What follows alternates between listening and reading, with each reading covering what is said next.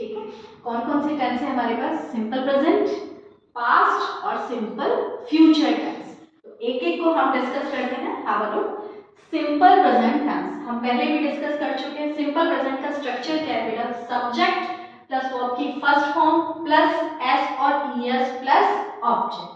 ठीक है, अब एस और ईएस किसके साथ लगेगा? ओनली सिंगुलर सब्जेक्ट्स के साथ, बट एक्सेप्ट आई। आई के साथ, वर्ब के साथ में, अगर आपका सब्जेक्ट आई है तो वर्ब के साथ में एस और ईएस नहीं लगता। अंडरस्टूड?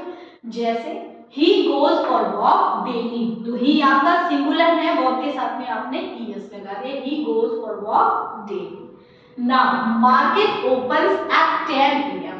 अब आपको यहाँ पे एस लगा, यहाँ पे ईएस, तो ये कैसे आप बता पाएंगे? जिन भी वर्ड्स के लास्ट में ओ आ रहा हो, सीएच आ रहा हो, एसएच आ रहा हो, तो उनके लास्ट में आपको ईएस लगाना है, बाकी के साथ में एस। ठीक है, जैसे आई फ्लाई काइट्स, अब आई प्लूरल के जैसे बिहेव करेगा तो उसके साथ हमें एस और एस नहीं लगाना। फिर स्ट्रक्चर क्या हो जाएगा? सब्जेक्ट प्लस वर्ब की फर्स्ट फॉर्म प्लस ऑब्जेक्ट।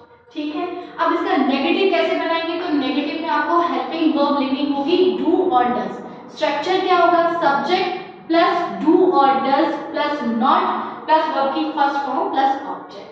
अब इंटरोगेटिव आप इसका कैसे बनाएंगे? डू और डज आपका स्टार्टिंग में आ जाएगा, helping verb plus subject plus verb की फर्स्ट फॉर्म प्लस ऑब्जेक्ट। जैसे आपने नेगेटिव बनाया तो इसका क्या हो जाएगा? I do not fly kites. ठीक है, अब डू किसके साथ आप लगाएंगे? आई और प्लूरल के साथ में। ठीक है, और डज किसके साथ में आप लगाएंगे? सिंगुलर सब्जेक्ट्स के साथ में आपका डज लगेगा। ठीक है, he does not go to school दे। ठीक है, अब नाउ पास्ट टेंस।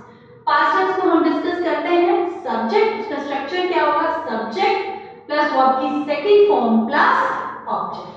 जैसे अब ये सिंपल प्रेजेंट टेंस जो था उनमें क्या था? वाक्यों के अंत में क्या आता है? वो खाना खाता है, वो जाता है, वो पीता है, यानी आदतों के जो काम है, जो डेली के काम है, उनमें हम यूज करते हैं सिंपल प्रेजेंट टेंस यानी वर्तमान काल।